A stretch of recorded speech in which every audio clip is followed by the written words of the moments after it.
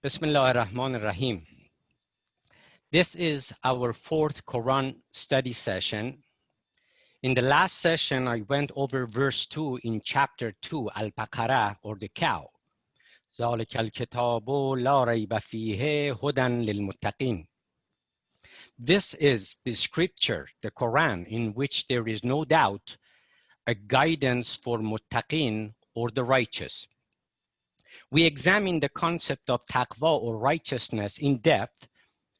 The next three verses in Al-Baqarah spell out additional characteristics for those the Quran will guide.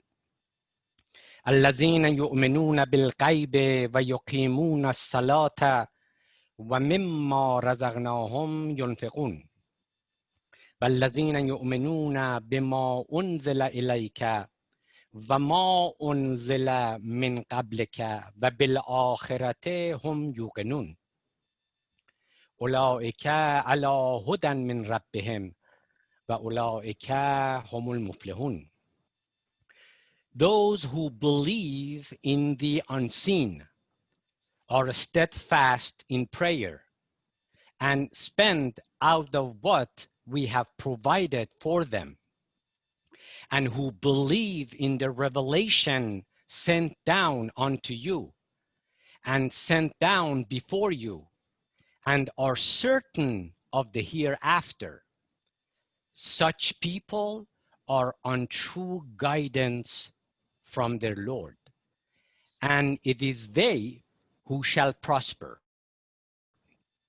So these verses enumerate 6 distinguishing qualities for those on true guidance from God, those who shall prosper. What are those 6 qualities and characteristics? Belief in ghaib, or the unseen, salat, or prayer, charity, belief in the Quran as the word of God, belief in the revelation to other messengers, and hereafter. These 6 characteristics are also part and parcel to the Islamic belief system. Today, inshallah, I will focus on the very first characteristic on top of that list. Allazina yu'minuna bil ghaib, those who believe in the unseen. What does ghaib, or the unseen, really mean? Why is belief in ghaib so important? What does the Quran say about ghaib, or the unseen? How do the unseen and the natural world in which we live interact? Very important question. What are some of the attributes of ghaib? These are the questions that I will address today, inshallah. Ghaib is a very difficult topic to talk about and digest. I want to set your expectation straight at the very outset. Ghaib is a very difficult topic to talk about and digest because we live in nature. We live among tangible things. The unseen is an unfamiliar territory for us, very hard to relate to. But the Quran informs that we are engulfed by ghaib. Very critical statement I just made. The Quran tells us that we are engulfed by ghaib, or unseen. Like a fish that swims in water and doesn't know that it is swimming in water, we also swim in ghaib, the unseen, even though we are mostly unaware of it. Ghaib is central not just to the Quran and Islam, but to all religions. I can even go so far as to say that ghaib, the unseen, is the distinguishing feature of religion. Ghaib, or unseen, actually sets religion apart from science and philosophy. So if you were to ask me, what is the single most important characteristic or feature that sets religion apart from science and philosophy, I would say it's ghaib, or the unseen. Messengers of God were primarily concerned with ghaib, the unseen. They wanted to make humanity aware that there is much more to existence, wujud, than meets the eye. They introduced us to realities such as God, hereafter, akhirat, judgment day, qiyamat, heaven and hell, and all of these fall in the category of ghaib, or the unseen. Revelation, wahy, is also in this category of ghaib. The Quran itself is a product of ghaib, or the unseen. Specifically in chapter 11, verse 49, it is said, تِلْكَ مِنْ أَنْبَاءِ الْغَيْبِ نُوحِيهَا إِلَيْكَ. O Muhammad, these are among the accounts of the unseen that we reveal unto you. If one does not believe in the existence of ghaib, or unseen, she cannot accept the Quran as the revealed word of God. This is why ghaib, or the unseen, appears on top of the list in verses 3 and 4 of Al-Baqarah. You remember when I've recited those words? الَّذِينَ يُؤْمِنُونَ بِالْغَيْبِ وَيُقِيمُونَ الصَّلَاةَ وَمِمَّا رَزَقْنَاهُمْ يُنْفِقُونَ. On and on. Of those 6 important qualities of those who will prosper, on top of that list is belief in ghaib, or unseen. And that's the reason why. Okay, now let's delve into this important Quranic topic of ghaib. What does ghaib mean? Ghaib comes from the Arabic root qaba, which means to be hidden, to be unseen, to be secret. Qaba also means slander and backbite. So qaibat also comes from the same root, qaibat kardan. In most English translations, ghaib is rendered unseen, and I will stick to that same translation. So whenever I refer to unseen, I mean the Arabic word ghaib, and vice versa. Now, in the context of verse 3 in Al-Baqarah, الَّذِينَ يُؤْمِنُونَ بِالْغَيْبِ, ghaib refers to realities that are hidden from our 5 ordinary senses. Let me repeat one more time.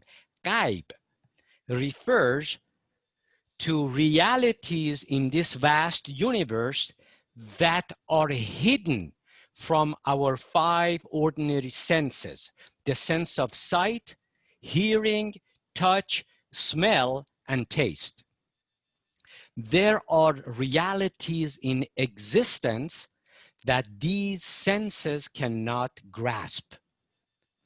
Our ordinary senses are really designed to explore and grasp the natural, physical, and the material world, not the supernatural world, or ghaib. In the Quran, ghaib appears in about 60 verses in different forms and applications. But perhaps there are 2 major constructs or underlying themes involving the word ghaib, and I want to focus and zero in on these 2 themes and constructs. The first one is alimul ghaib. Alimul ghaib, knower of the unseen. There are a number of verses in the Quran dealing with this construct. Alimul ghaib, knower of the unseen. The issue here is who has knowledge of the unseen. The second topic or underlying theme is Alamul Ghaib. Alamul Ghaib, the unseen world. The issue here is realities that are invisible to the human ordinary senses. Let me tackle these two themes. First, let's examine Alimul Ghaib, or who knows about the unseen. The Quran is actually very direct and unequivocal on this question. We don't have to really guess who knows the unseen. The Quran off the bat tells us who knows the unseen. Chapter 27, verse 65. قل لا يعلم من في السماوات والأرض الغيب إلا الله. No one in the heavens or on earth knows the unseen except God. Illallah, except God.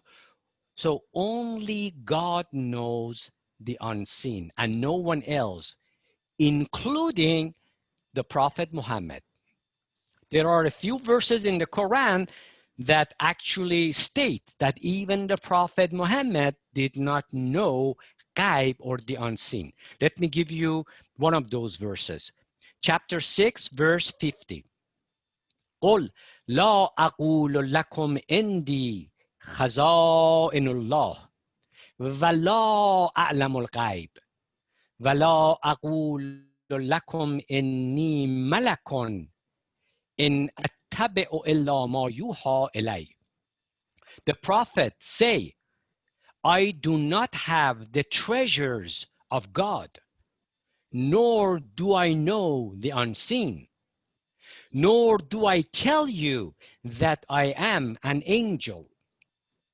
I only follow what is revealed to me. It is said that Arab disbelievers came to the Prophet Muhammad and asked, what is the timing of the day of judgment? When will Qiyamah arrive? And then this verse was revealed. Only God knows when the day of judgment will come. So this is the conclusion that I want to make out of these verses about who knows the unseen. Only God is Alimul Ghaib.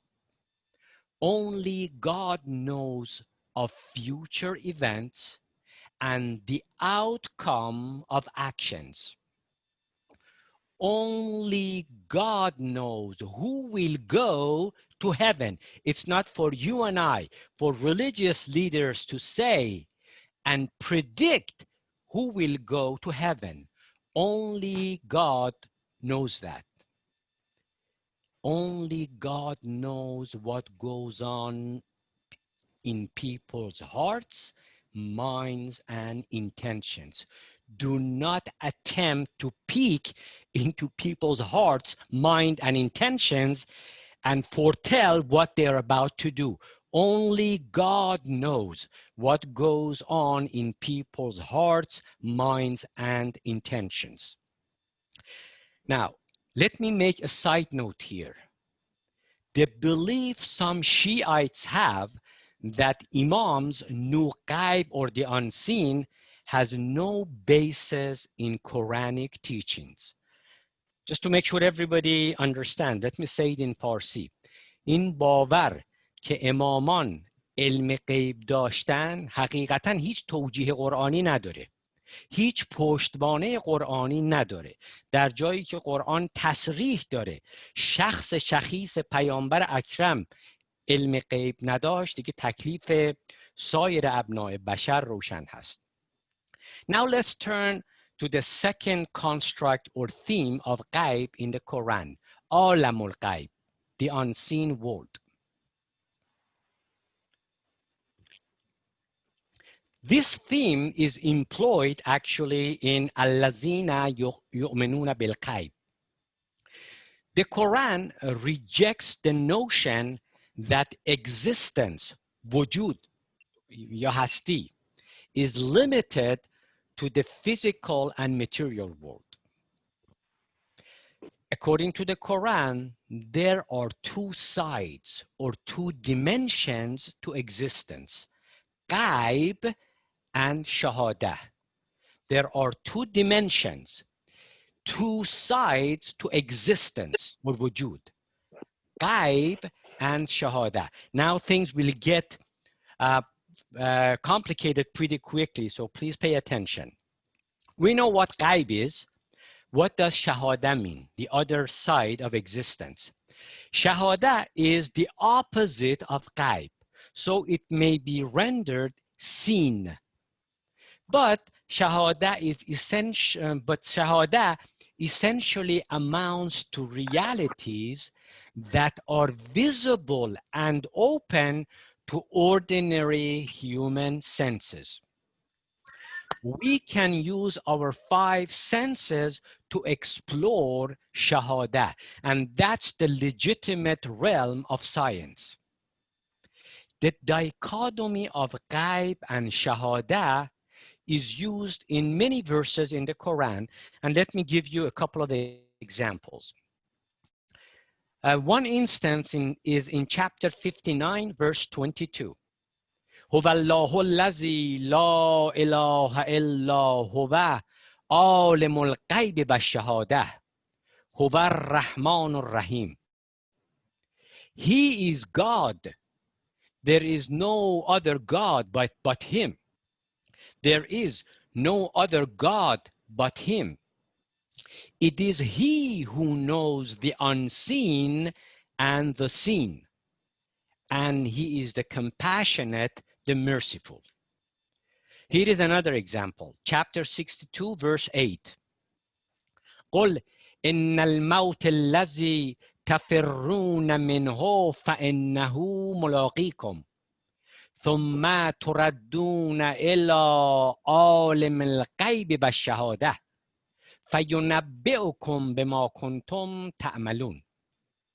Oh, say, Muhammad, truly the death from which you flee will surely meet you. Then you shall be returned to the knower of the unseen and the seen, and he will inform you of that which you used to do. What is the core message of these verses? There is absolutely nothing hidden from God. Nothing is hidden from God. دفتر زندگی ما آدمیان مثل کتابی هست که سطر اون رو خداوند میتونه بخونه. There is absolutely nothing hidden from God. Everything is crystal clear. Everything is manifest to him. He is the all-knower, the all-seer, and the all-hearer. The dichotomy of ghaib and shahada, hidden and manifest, applies strictly to us, the human mortals, not God. Let me repeat one more time. This dichotomy that you find in the Quran, ghaib and shahada, the hidden and the manifest, only applies to us, not to God. Now let me pose an important question. Are ghaib and shahada, the hidden and manifest, isolated from each other? Are the hidden and manifest, the seen and the unseen, parallel universes with no point of contact? Not at all. According to the Quran, ghaib and shahada are not isolated from each other. In fact, shahada, or the seen, is enveloped by ghaib. This is a very crucial point in the Quran. Shahada, or the seen, the manifest world, is enveloped by ghaib or unseen. And by the way, the same idea applies to here and hereafter, dunya wa akhirat. So dunya here is enveloped by the hereafter or آخرت. ببینید دنیا در دل آخرت هست. آخرت زمان بعد از دنیا نیست. آخرت همین امروز هم وجود داره. دنیا در دل آخرت هست. Rumi uses the analogy of womb to shed light on the coexistence of ghaib and shahadat, dunya wa akhirat. Very insightful analogy that Rumi has. To the baby inside a womb, the world is the womb. That's all there is to it. The baby inside the womb is oblivious to the existence of a far bigger world outside. The baby does not know that the womb lives in a far bigger world. Whereas the baby is simultaneously in both worlds, in here and hereafter, in dunya and akhirat. The same idea as in the analogy of womb applies to ghaib and shahadah, hidden and the manifest, to here and hereafter, dunya wa akhirat. At this very moment that you and I live here in dunya, the seen, our physical world lives inside a bigger world, ghaib or the unseen. Most of us do not see the bigger world. Why? Because it is hidden from our 5 ordinary senses. So ghaib and shahada are not parallel universes or isolated from each other. They actually meet and interact. This is one of the most fundamental insight that the Quran teaches to all of us. And also what Rumi is very big on this, as I will elaborate further. So ghaib and shahada, the hidden and the manifest, meet and interact. But what happens when ghaib and shahada meet in our consciousness? Let me repeat one more time. Here we're talking about the contact and the meeting of ghaib and shahada in our consciousness, the way we human beings experience this contact when we have a supernatural experience.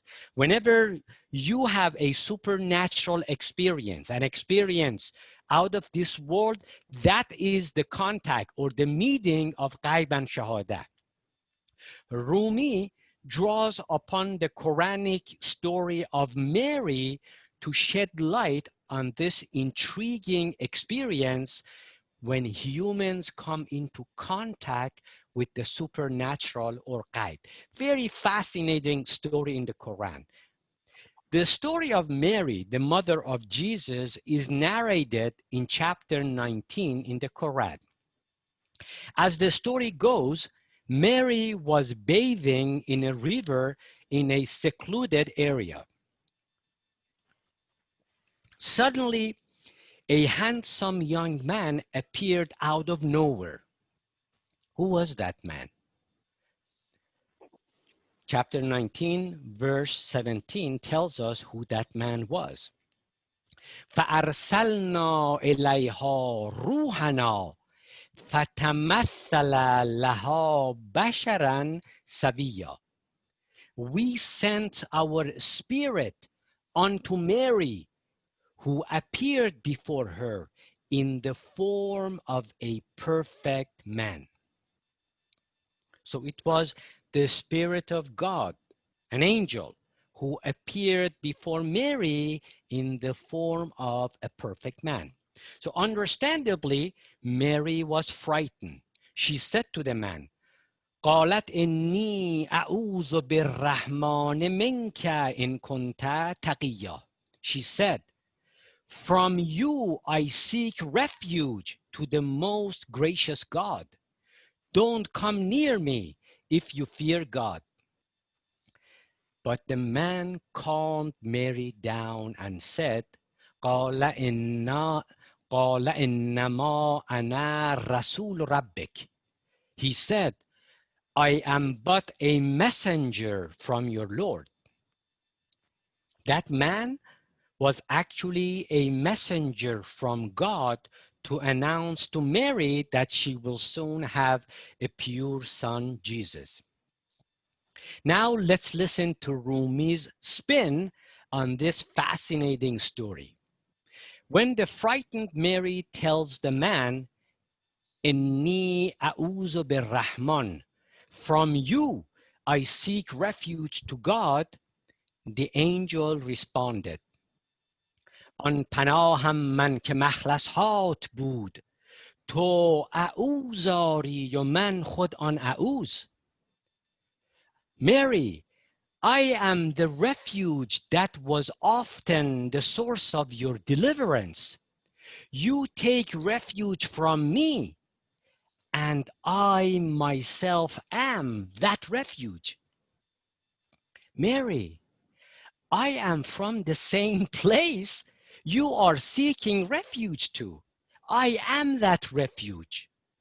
مریم، من همون پناهم، منم از همون جایی اومدم که تو میخوای به اونجا پناهنده بشی. I come from غیب. I have descended down into the natural world and assumed the form of a young man.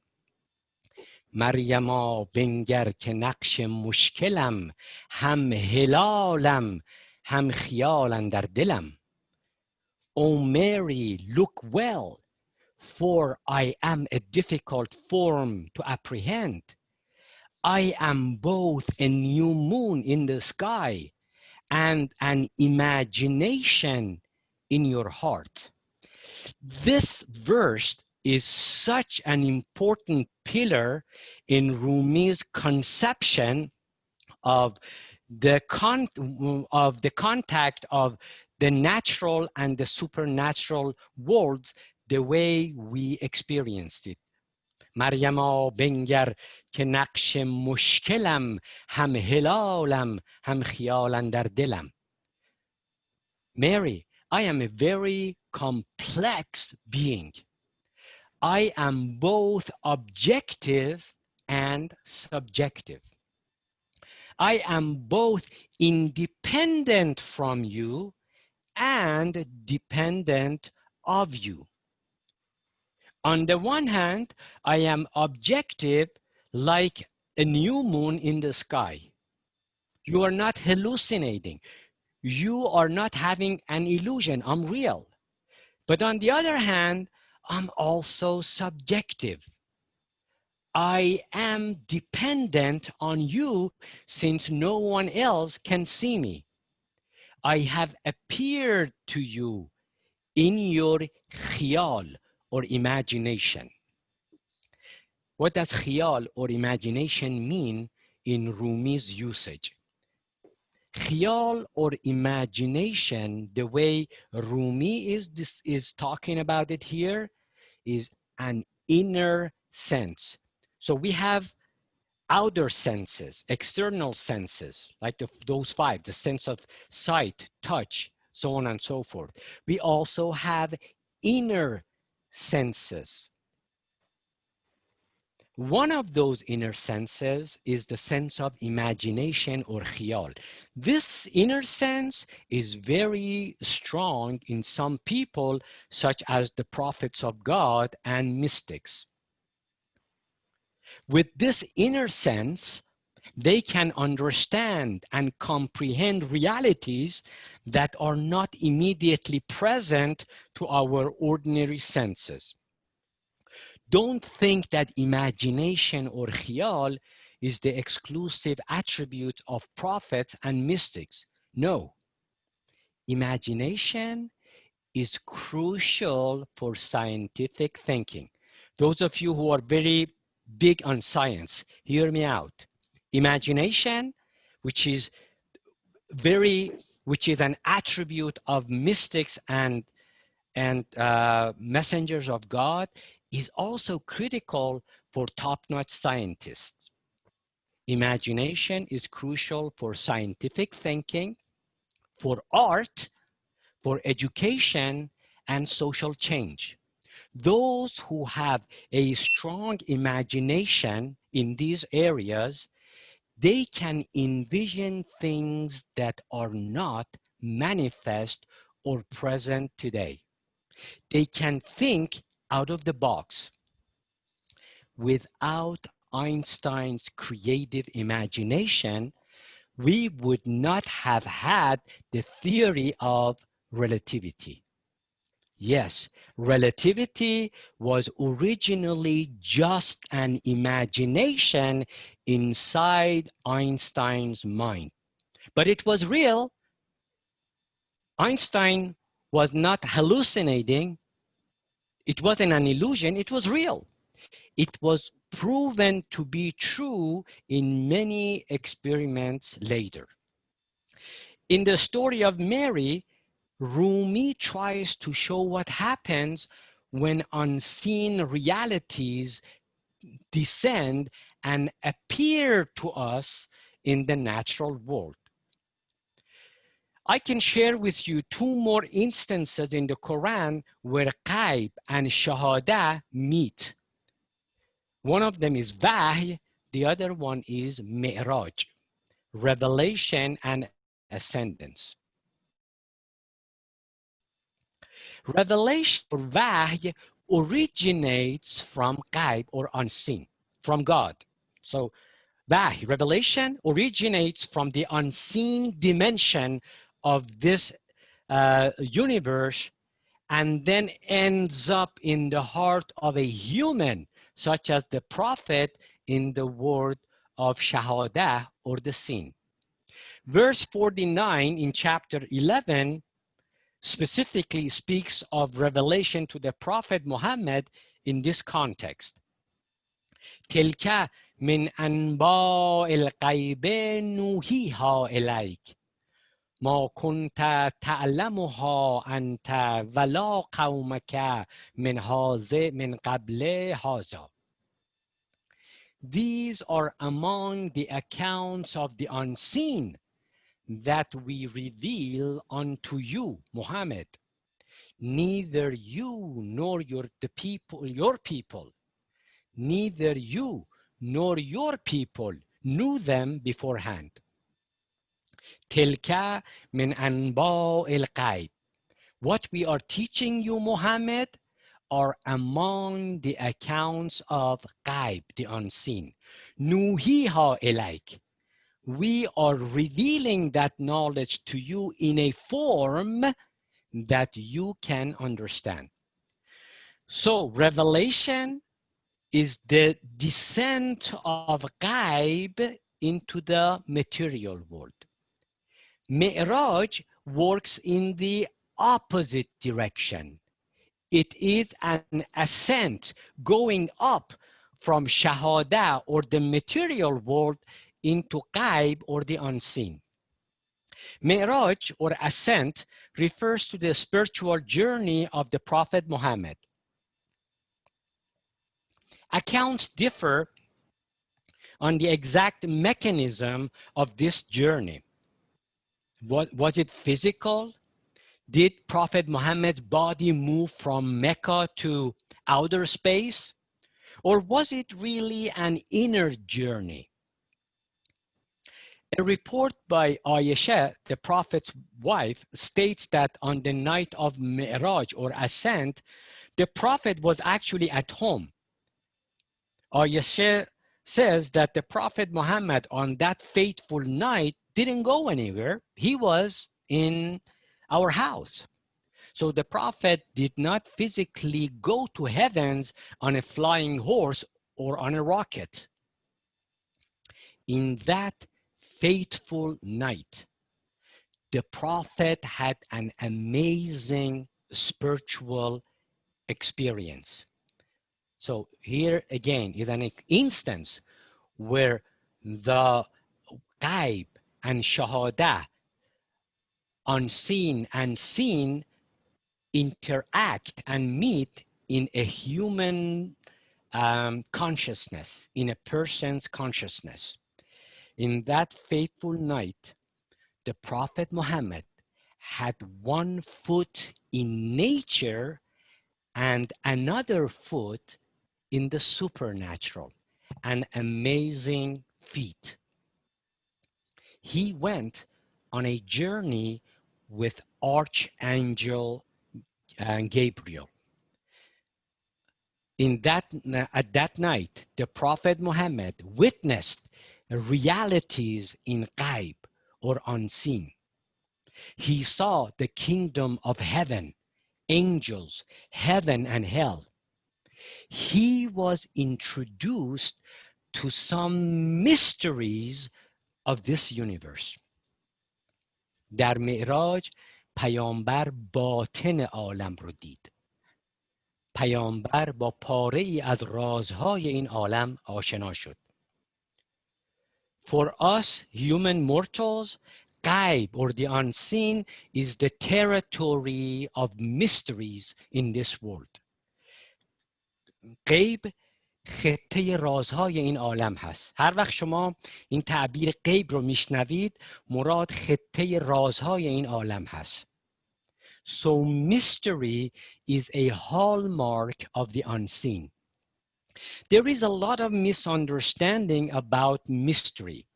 Mystery does not mean secret or some information that only a select group of folks know, like a top secret document that the CIA has, and only certain eyes can see that document.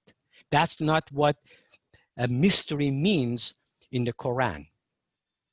Mystery is not something that science has not discovered yet, but it will be discovered once we have better technologies. Mystery refers to a reality that our rational faculty or aql cannot fully digest and comprehend, because that reality is from out of this natural world. Our reason is well suited to digest things that are from the seen or the material world. God, angels, revelation, life after death, heaven and hell, the very act of creation, these are all mysteries. Our rational faculty cannot crack these nuts open. Love is also another mystery. Love, the most precious thing we all seek to experience is love in life, is also a mystery. What is the mystery in love? Let me conclude my first sermon here, and I'm going to have a short second sermon after this. Bismillah ar-Rahman ar-Rahim. So, what is the mystery of love? Rumi says unity. Unity is the mystery that lies deep in love. I just want to give you an example of what a mystery is. Raz ishq wahdat bakhshi ast. Rumi says that unity is the mystery that lies deep in love. And here, by the way, I don't mean romantic love that evaporates in short order. Love is the relationship that is formed between two totally independent and separate persons, between a lover and a beloved. Love unites the two into one. How is it possible for two physical bodies to join and become one? That is a mystery. Rumi draws on the love story of Layli and Majnun to explain the unifying property of love. Layli and Majnun is a very famous love story in Persian literature, very similar to Romeo and Juliet in Shakespeare's work. Layli is Juliet and Majnun is Romeo.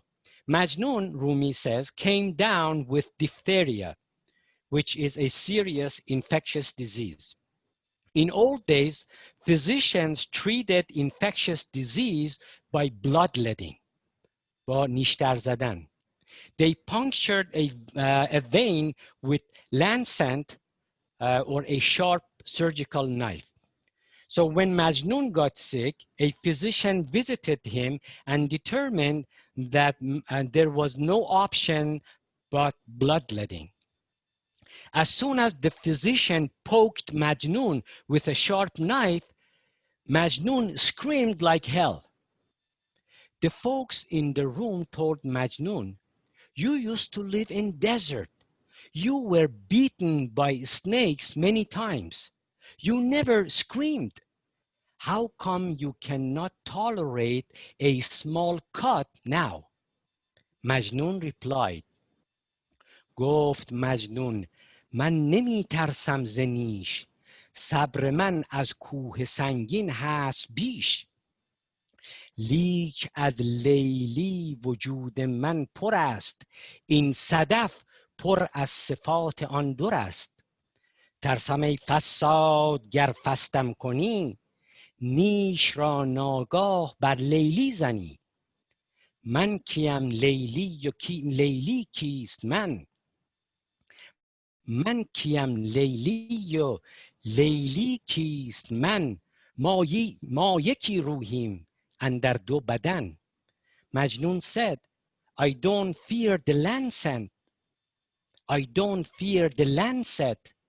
My endurance is greater than a rocky mountain. But my whole being is full of Layli. This shell, my body, is filled with the qualities of that pearl.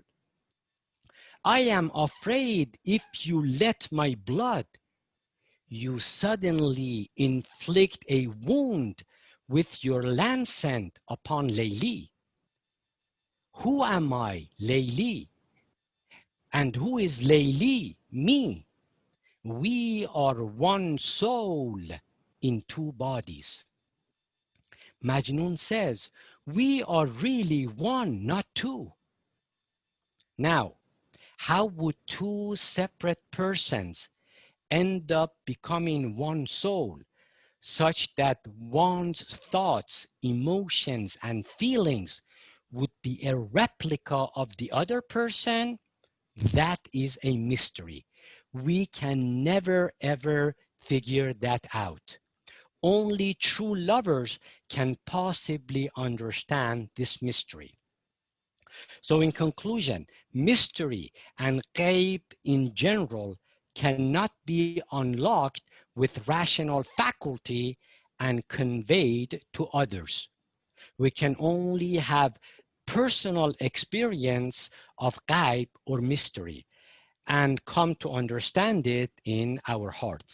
There is a lot more to be said about ghaib in the Quran, and as I mentioned, it's a fairly difficult concept to talk about and digest, and I hope that what I shared with you today in sermon was of some value to you. Wassalamu alaikum wa rahmatullahi wa barakatuh. And then you went on to say that in our conscious mind, or in our mind, our inner experience, we have. Very good. Is it possible for us to indirectly experience it? And then does the Quran discuss the potential that in the future human beings will somehow gain the capacity to be able to experience it before the hereafter? You mean no foretelling the future, you mean? No. Experiencing ghaib or unseen? Yeah. Yeah. Okay, here is the thing. Very good point. I thought you were trying to catch a a What? contradiction in what I No, said. no, no, no. No, but What let me tell you what the potential contradiction is, though. Okay, and then I'm going to answer your question. okay. But on the one hand, I said that only God knows ghaib, and the Quran is very clear on that. I cited some verses from the Quran. He only knows ghaib. On the other hand, I said it is possible for human beings, prophets, mystics, to actually ascend, right? Have outer, what today we call out, out of body experiences, or in Islamic mysticism, we call tajrube alam ghaib, right? Experience of the unseen. So once you have that experience, with that comes understanding, right? So you're going to have a sense of ghaib. Well, when the verses in the Quran that says only God knows the unseen refer to things such as foretelling the future. For example, when will be the day of judgment? Only God knows. What will happen tomorrow to Kayvan? Only God knows. What will happen to Hamid Entezam 2 minutes from now? Is he going to be alive? Is he going to be dead? Only God knows, right? Only God knows what goes on in people's hearts, mind, and intentions. Unfortunately, a lot of time, we human beings want to peek into other people's heart and find out what their intentions are, right? We do it all the time. So the Quran teaches us, avoid from doing that because you're only guessing. Only God knows that, right? So that's the application of those verses. But we human beings do have the capacity. You, Aga Kayvan, you have the potential to ascend and have an experience of the unseen. Find out about the unseen. The thing is, once you experience the unseen or ghaib, you will be perplexed in what you just saw, right? You understand it, but at the same time, you cannot put it into words and convey it to other people. You're going to become contradictory in your statements. You're going to become paradoxical, right? That's why, by the way, a lot of verses in the Quran seem contradictory to people. Haven't you heard that a lot? That, oh, there are a lot of contradictions in the Quran. Whereas the Quran, it's like Wahy. It's like Wahy. what is it? It's like Wahy. وقتی وحی میشه. Revelation. Revelation, yes, exactly. You see, Wahy, whether it is related to Prophet Muhammad or Ilham, as it is related to mystics and even us, it's actually the community experiencing ghaib, right? The Prophet Muhammad, through the very act of revelation, experienced ghaib. He came into contact with ghaib, right? Rumi, at the very beginning of his masterpiece, Mathnavi, in book 1, he says it very clearly that Mathnavi is a book of revelation. Let me repeat one more time. مولانا اصلا رو درواسی هم کنار میذاره، میگه این در دفتر اول من، مقدمه دفتر اول مثنوی، مولانا میگه این کتاب یه کتاب الهامی هست. میگه شما به این کتاب به شکل یک کتاب معمولی نگاش نکنید. قصه نمیدونم لیلی و مجنون نیست. این الهامات از ناحیه غیبه. به خاطر همین هم هست که بله خب امثال من چون نمیفهمن مولانا چی گفت، ما کتاب برام پرتش میکنیم، ولی بدون وضوح این کتاب ها رو نباید شما بخونید. من یه بار رفته بودم سر قبر حافظ توی شیراز، لذت بردم از کاری که یه جوون کرد. دیدم امثال من جاهل وقتی که وارد اون صحن قبر حافظ شدیم، هم با کفش بریم اونجا یه فاتحه میخونیم میایم. این پسر، من I wanted to hug him. He took his shoes off and very politely, cordially walked to Hafiz's tomb and said a prayer. these people, حافظ، رومی، these are not ordinary human beings. اینا اولیاء خداوند بودن. درک میکنین چی عرض میکنم؟ پس میشه گفت اونایی هم که شعر میگن، همینطور شعر میاد تو مغزشون، یه الهامی میگیرن، یه وحی میگیرن از خدا. یعنی یه ببینید الان شما دارید این صحبت من یه بار دیگه گوش کنید. من وقتی داشتم اون شعر مولانا رو میخوندم، let me finish what I started to say and then I'll come back. آقا کیوان, did you get what I was saying?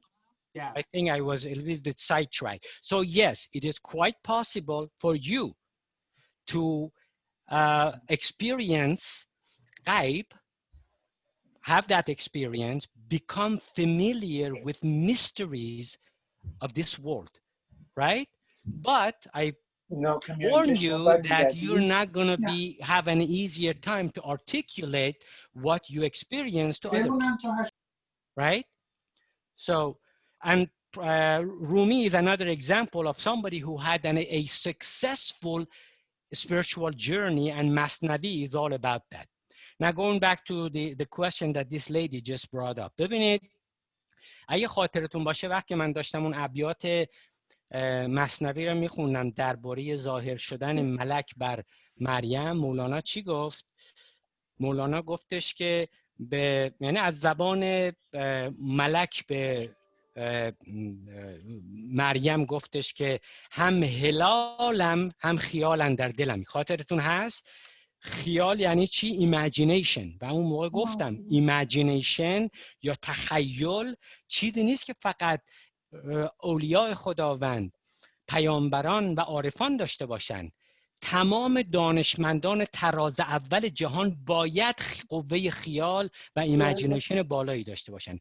همه هنرمندان تراز اول، نقاشان تراز اول، مجسمه سازان تراز اول باید ایمیجینیشن خوبی داشته باشند.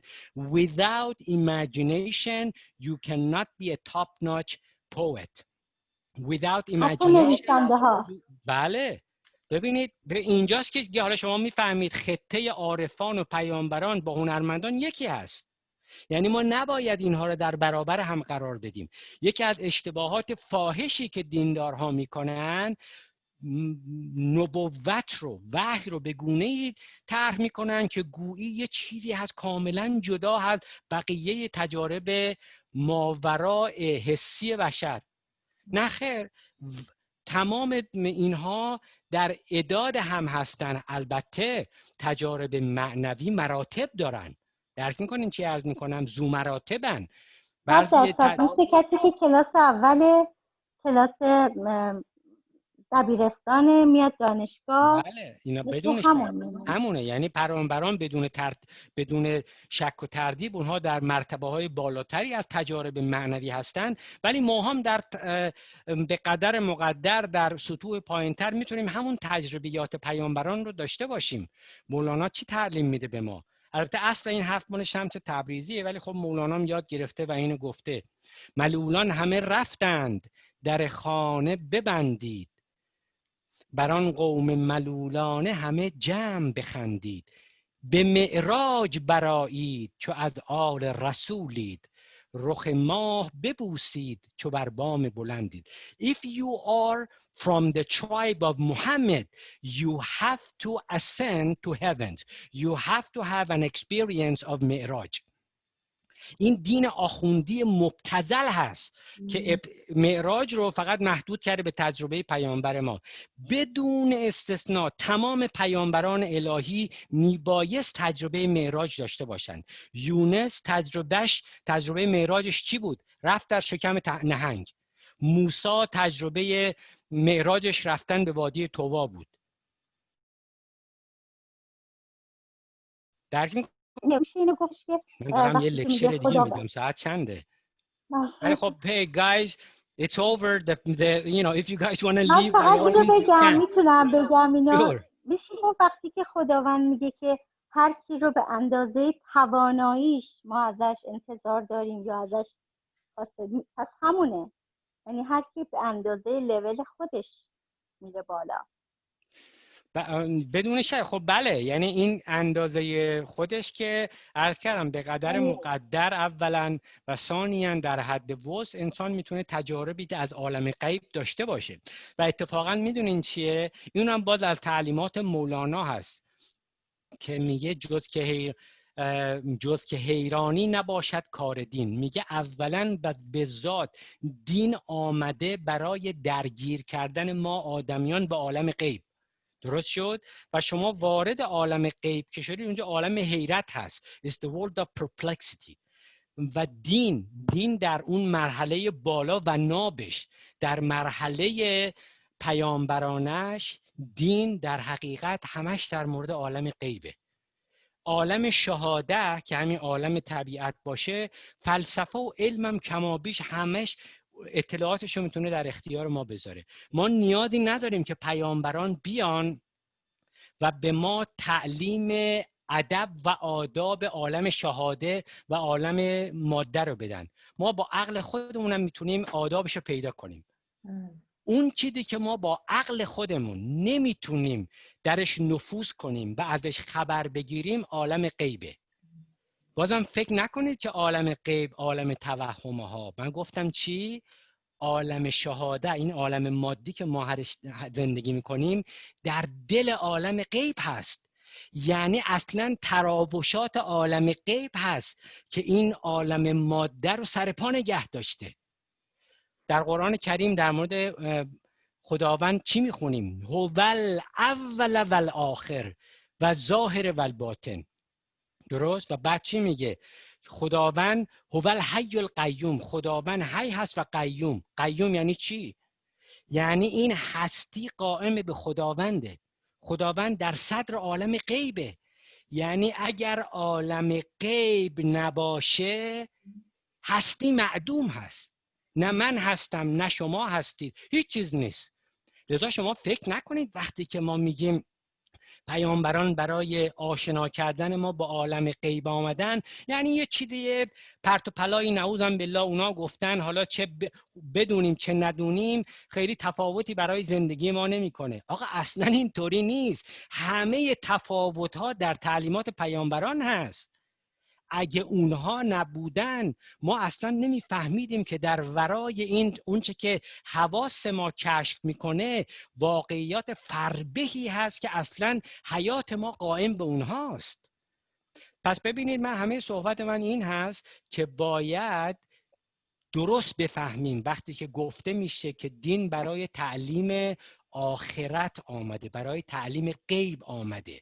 وقتی که ما این حرف رو میزنیم یعنی غیب و آخرت بنیاد زندگی امروز من و شما هستن. یه چیز دیگه من الان گفتم، من 5 دقیقه دیگه بیشتر وقت ندارم، برم دخترمون بیارم از مدرسه. اینو هم بگم خانم آسمی، چی گفتم؟ عرض کردم دنیا در دل آخرت هست. یعنی فکر نکنید که ما وقتی مردیم آخرت فرا میرسه. من و شما امروز داریم در آخرت زندگی میکنیم ولی نمیبینیمش، نمیفهمیمش، برای اینکه در مرحله شعور و درکش نیستیم. اون کسانی که از جنس پیامبران هستند، از جنس اولیاء خداوند هستند، اونها دارن در آخرت زندگی میکنن، اونها با خدا زندگی میکنن. من بله، البته حمید انتظام غافل باید صبر بکنه تا قیامت بیاد، اما قیامت آردی آمده، قیامت قائم شده. من چون نمیبینم، آره باید برم در یک وضعیت دیگری قرار بگیرم به لحاظ وجودی که قیامت رو بفهمم. اما اونهایی که چشمشون بازه میدانن که قیامت قائم شده، اونها در حضور خداوند هستن. به هر حال من سر کیف اومدم که بیشتر از اون خود به حرف بزنم. من هر وقت والله هر وقت از مولانا اصلا اون مرد از اولیاء خداوند بود، از اولیاء خداوند. خیلی ممنون حمید جان، لذت بردیم. خواهش میکنم. هر حال معید باشید، همتون ویکند خوبی داشته باشید. خدا حافظ. مرسی. مرسی. خدا حافظ.